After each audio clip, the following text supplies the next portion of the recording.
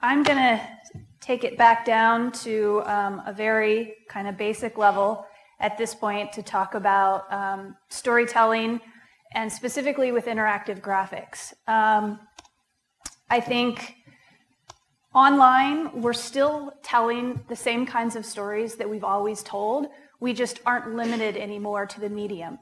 With print, we're limited to text, and we've added in photos and we've added in graphics, but it's still a very static medium. With audio or with radio, we're limited to audio. Television, obviously, is video. You can tell great action stories there. You can tell great people stories. It's not so good at telling you why things are happening or giving you a lot of details. And I think one of the worst things that people define themselves by the medium in which they work or which they have worked for a long time, and they still do it. I mean, students today are still coming out of school saying, I'm a photographer, or I'm a writer, or I'm a designer, and they're applying the medium on which they feel the most comfortable to their story, and so they're forcing their story into that medium. And what I would say you can do with the internet is you need to think more broadly. You need to do what's best for the story. Use whatever the best element is. And if you're a photographer but you think you need a graphic because a graphic will tell a great story, then find a graphics designer that can help you do that. Let the story really drive it. And some stories, like people stories, those are great for photos and videos and text. People are very complex things. You can't really do much with it in graphic format. A place, on the other hand, also a very visual thing. Video and photos are going to be great to tell that story, but graphics may really help to tell that story as well.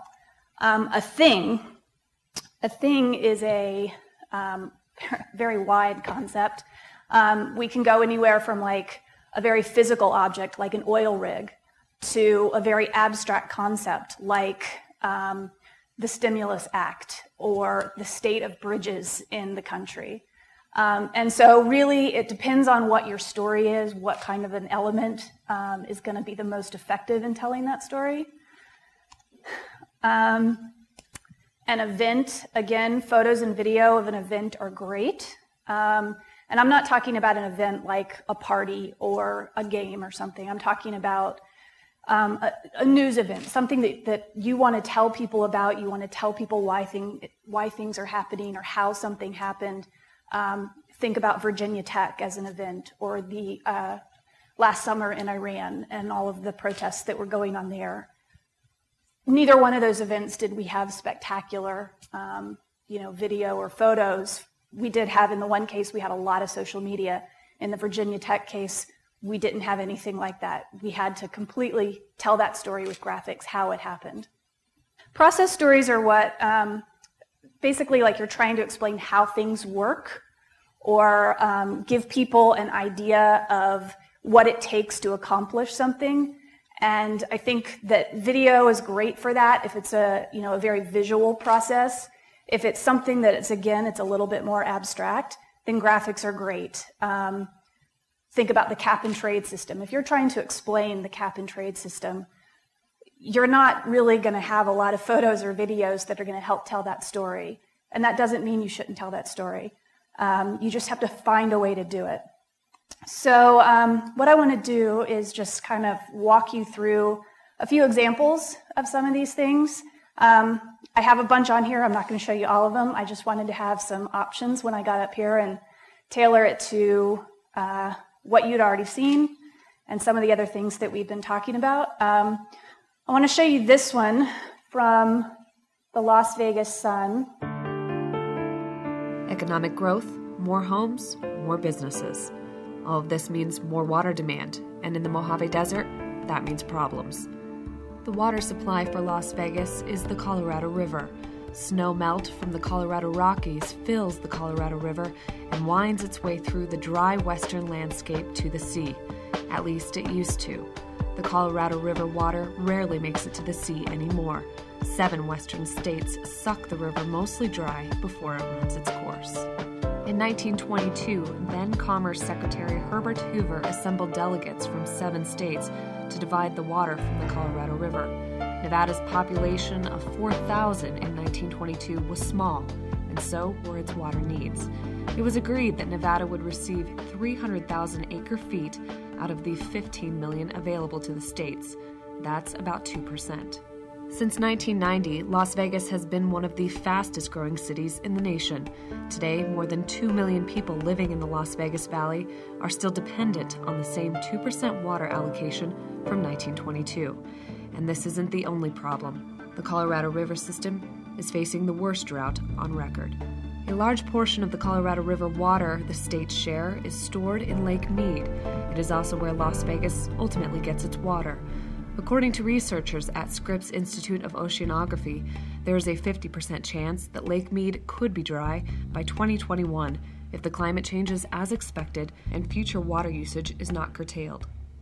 You see up here, we've got this counter that's counting down basically, until Las Vegas runs out of water, which it never, ever stops. You go through this, you come back to this 5 days later, it's incremented. That's an interesting way to sort of get the point across. In addition, you've got the video. The video has lots of motion graphics in it.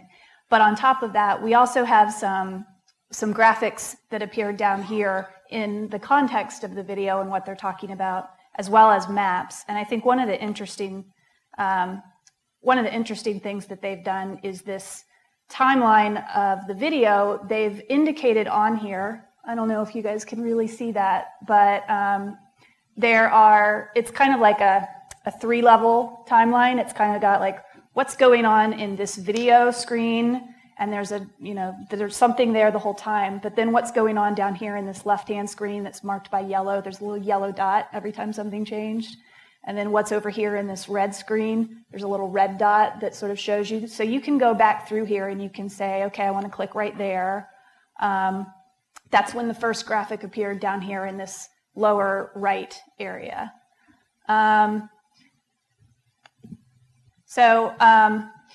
Putting all these elements together, along with your video, along with your archival photos, really sets up the rest of this package, which a lot of it is a people story. So you go into it and you get a lot more video for this package. But I like the way that they packaged everything together to introduce the place, Las Vegas. The next one I want to show you is something that we did at MSNBC.com called the Bridge Tracker. This was created a couple of years ago after the Minnesota bridge collapse, and one of our investigative reporters got some information from the National Transportation and Safety Board on the state of all of the bridges in the country. And basically, the original idea was, let's just show them a particular route and show them all of the bridges on that route, and we'll pick a really bad one so that they can really, really kind of bring the point home that the bridges all across the country are in bad shape. And, this is basically what that sort of represents. Right here, we've got a route in San Francisco, and we're going over the Golden Gate Bridge, and I can roll over that particular bridge and see that it's superior to present desirable criteria, although it's functionally obsolete. Functionally obsolete, if I go and I read the details, just means it carries more traffic than it was originally built to carry. But despite that, the Golden Gate Bridge, superior to present desirable criteria. Excellent. That doesn't tell me anything. One, because that bridge doesn't seem to have any problems. And two, I don't live in San Francisco, so I don't drive over that bridge. What if, however, I can put in the route that I drive every day?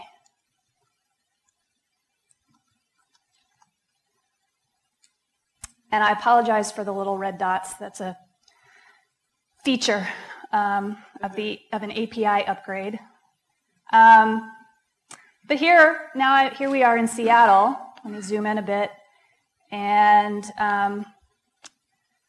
I'll show you this bridge that I drive over. And in fact, sometimes I have to sit on this bridge for a few minutes because there's an off-ramp that merges into another highway, and so if traffic's bad, I end up sitting on the bridge, even before the bridge, and just kind of crawling over it. Well, it's basically intolerable, requiring high priority of corrective action.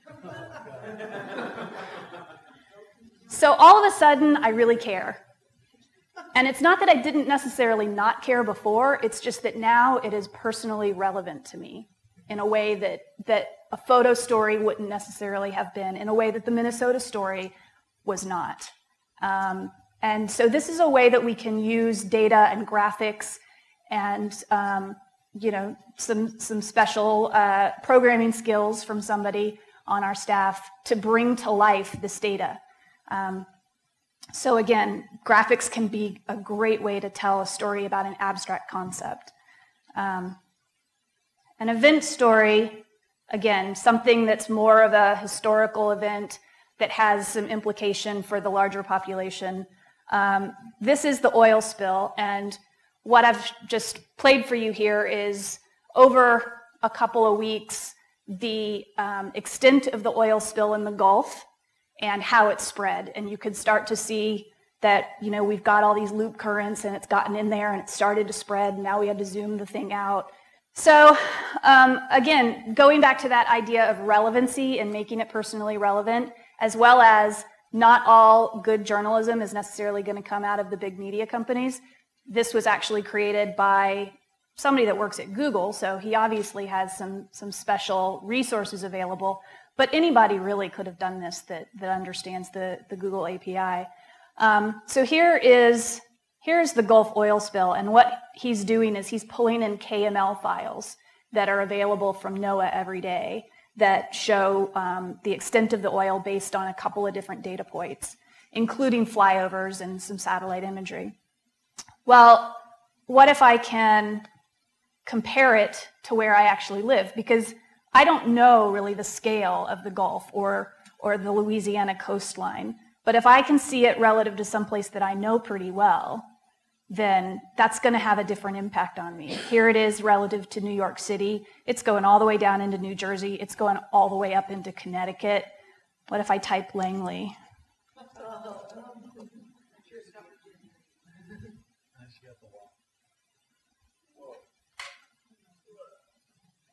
So again, it's all the way up here. It's all the way to the San Juans. It's all the way down to past Seattle, all the way over to the mountains. I mean, it's an amazing amount of oil.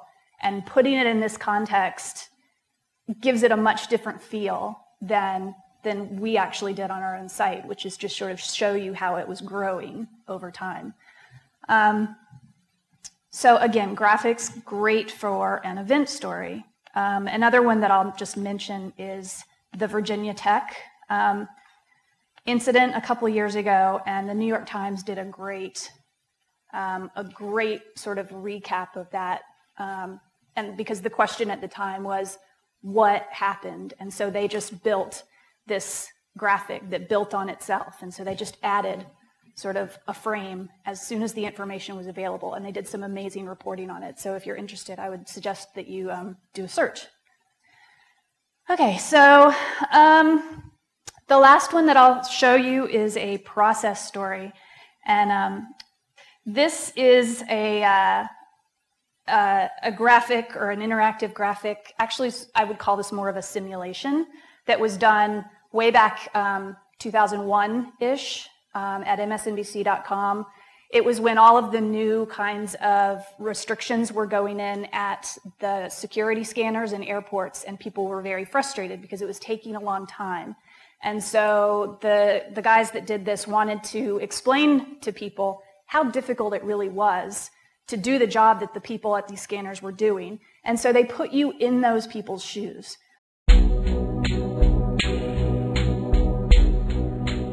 Baggage screening. It's the air traveler's last line of defense against terrorists. The machines that scan our carry-on bags are only as reliable as the people seated at the controls.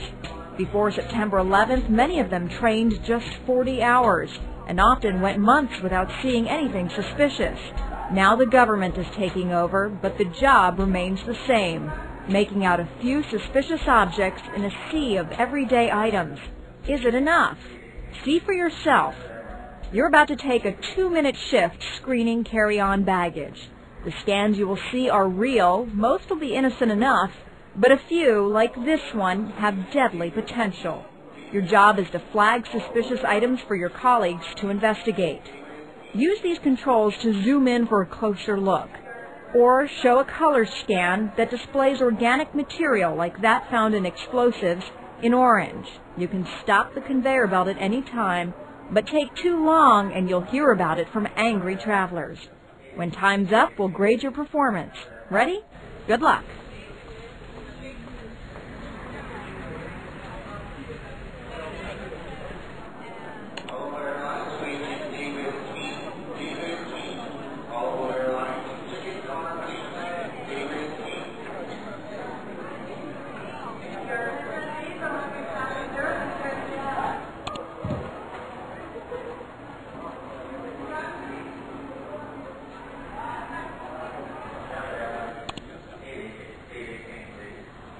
Let's get going sometime today, huh?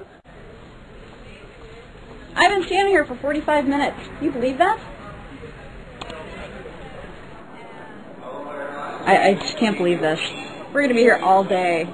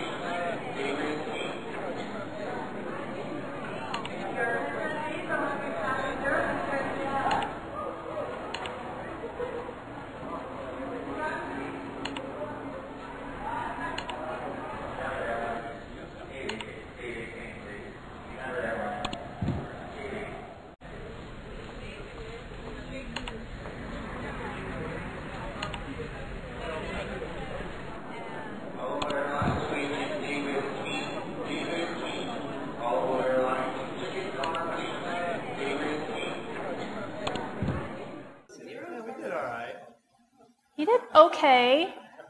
Did we miss a gun? You did. You got no false alarms, which was good. So, like I said, the last time I did this a few days ago, every single bag had something in it that had to be checked. So the line would have been like 5 miles long, and everybody would have missed their plane. Here, you got all of them. The ones that you did flag did have something in there, but you missed a couple. Which could be a problem. So, So what did we miss? The nail clippers? well, again, this was, this is not an exhaustive training program, so it's not going to go and show you what you did and let you do it over again. But I think that this gets at sort of, this is the experience that that someone goes through as a scanner on a daily basis. It's a hard call, and you've got people yelling at you, and you're looking at a jumble of stuff. And so that's a very different experience that I think you take away from this, as opposed to, a more traditional sort of video or photo story. So that's just my kind of take for adding graphics into the mix of what you're doing. I'm not at all suggesting that you should do this over other elements. I'm just saying this may be a way to add to your coverage, enhance your coverage, and speak to different people that you might not speak to with those other mediums. Thank you.